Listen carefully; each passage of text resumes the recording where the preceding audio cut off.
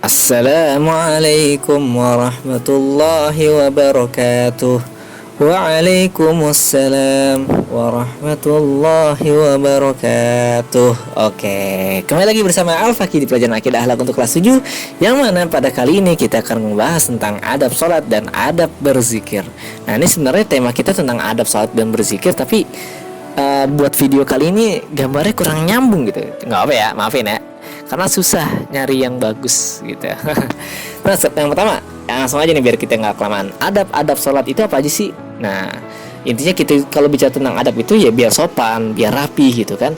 Masa kita di hadapan manusia, di hadapan guru, di hadapan orang lain, di hadapan bos, di hadapan atasan, kita rapi, kita sopan. Masa ketika kita sholat, yang mana sholat itu kita berhubungan sama Allah, kita berkomunikasi sama Allah. Allah itu siapa ya? Tuhan kita, ya kan? Emang ada yang lebih tinggi dari Allah? Nggak ada. Artinya ketika kita sholat, kita sedang menghadap Allah.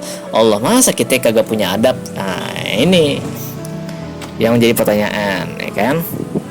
Yang pertama, adab-adab sholat itu apa? Pertama, sholat di awal waktu. Nah, sebenarnya sholat di awal waktu ini itu anjuran banget sih, karena khawatir kalau kita sholat ditunda-tunda, ntar lupa, lalai, akhirnya lewat waktu, dosa deh jadinya gitu kan. Jadi diusahakan sebisa mungkin sholat di awal waktu.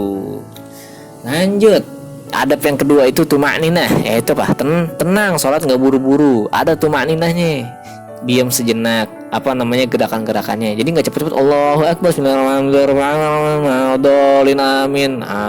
Ada yang begitu gak? Ada ya kan, langsung ruku, Allahu Akbar, Allahu Akbar. Nah, itu sholat apaan? Kagak ada tumakninahnya, nggak ada tenang-tenangnya.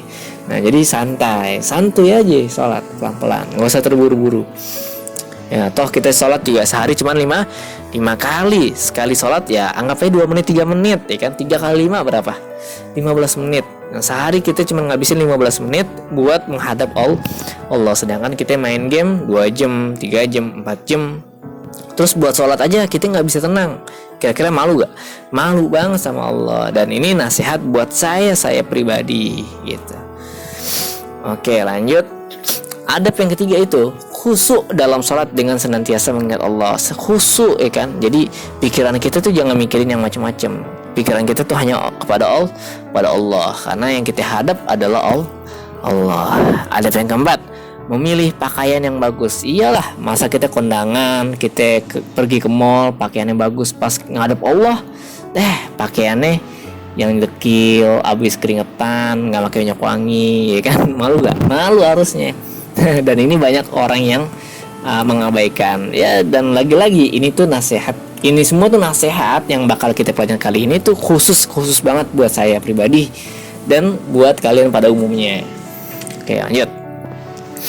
Adab yang kelima, tidak lewat di depan orang yang sedang sholat. Jadi kita lagi sholat nih, atau orang lain lagi sholat, terus kita jalan aja nih, jalan di depan orang yang sholat, ya itu nggak boleh. Nah, harus ditahan. Jadi pas kita lagi sholat, saya sholat misalkan nih, Allahu Akbar, tiba-tiba ada si Amir lewat depan saya nih, depan. Nah, ketika di lewat depan banget saya pas lagi sholat, nah itu saya harus nahan. Jadi mau nggak mau tangan saya harus maju, dan itu diperbolehkan, nggak ngebatalin sholat. Jadi intinya ngelangkahin atau ngelewatin orang sholat itu nggak boleh. Lanjut, yang keenam, adabnya itu mencegah orang yang lewat di depannya. Oke, kalau sebelumnya itu tadi yang kelima adalah tidak lewat di depan orang yang sedang sholat. Kita nggak boleh lewat di depan orang yang lagi sholat. Dan yang keenam itu mencegah orang yang lewat di depannya. Ketika kita lagi sholat, tadi saya udah jelasin sih, lagi sholat ada orang yang lewat di depan kita nih. Nah, kita wajib mencegahnya. Nah, itu namanya termasuk adab juga. Oke. Terus apalagi? Merapikan barisan sholat. Jadi ketika kita sholat berjamaah, softnya yang rapi, jangan berantakan, jangan bikin letter U gitu. Pokoknya yang tertib deh, yang rapi gitu. Karena itu demi kesempurnaan sholat. Terus jangan mendahului gerakan imamnya baru ruku, kitanya udah sujud. Nah, itu imamnya siapa nih? Kan, yang namanya makmum itu harus ngikutin imam, ya kan? Nggak boleh ngedahuluin. Kalau sering ngedahuluin imam, sholatnya bisa nggak sah. Kalau sholatnya nggak sah, ya udah sia-sia sholatnya, gitu. Oke, itu tentang sholat. Nah, sekarang tentang berzikir. Tentulah kalau kita sering habis sholat itu kita ngelakuin yang namanya zikir, ya kan, zikiran mengingat Allah. Biasanya itu dengan lantunan tasbih, hamdalah, takbir, istighfar dan lain sebagainya, banyak deh. Ya, terus sekarang gimana nih cara kita berzikir yang bener? Adab-adabnya tuh apa aja? Yang pertama, ikhlas, pasti dong. Mengharap ridho Allah. Jadi ini udah pasti. Segala perbuatan kita ini, inna sholati wa nusuki wa mahyaya wa mamati lillahi rabbil alamin. Sholat kita, ibadah kita, hidup kita, mati kita itu hanya untuk Allah. Yang kedua, berzikir dengan khusyuk. Jadi zikirnya tuh kagak guyon, kagak bercanda, khusyuk, bener-bener di kita renungkan. Nah, terus yang ketiga, memahami maknanya. Nah, kita istighfar, astagfirullahaladzim. Tapi kita nggak tahu kita tuh astagfirullahaladzim tuh ngapain sih gitu. Padahal astagfirullahaladzim itu kan kita memohon ampun kepada Allah atas segala dosa-dosa kita nih, yang disengaja, nggak disengaja, yang kita sadar, nggak kita sadar gitu. Nah, itu adabnya. Terus duduk di ruangan yang suci. Jadi kita berzikir di tempat yang tenang, tapi yang suci, tempat yang bersih, kan? Jangan zikir di tempat yang nggak suci, yang kotor, yang jorok, yang jijik, dan itu ya malulah kita.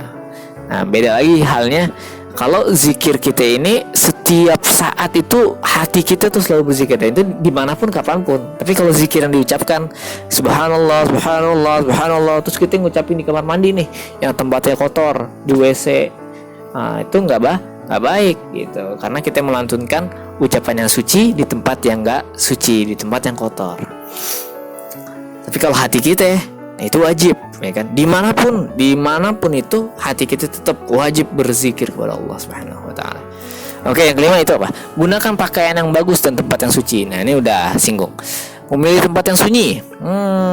Kira-kira kenapa tuh kita harus milih tempat yang sunyi? Ya biar makin khusyuk, makin enak kita berzikir, ya kan? Jadi nggak terganggu sama suasana yang lain. Terus pelan-pelan, nggak terburu-buru.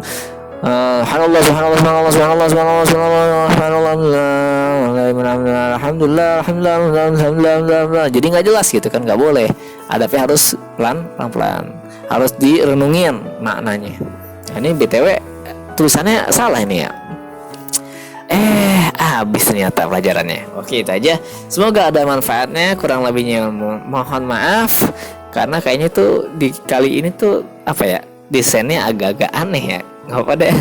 Wassalamualaikum warahmatullahi wabarakatuh. See you next time.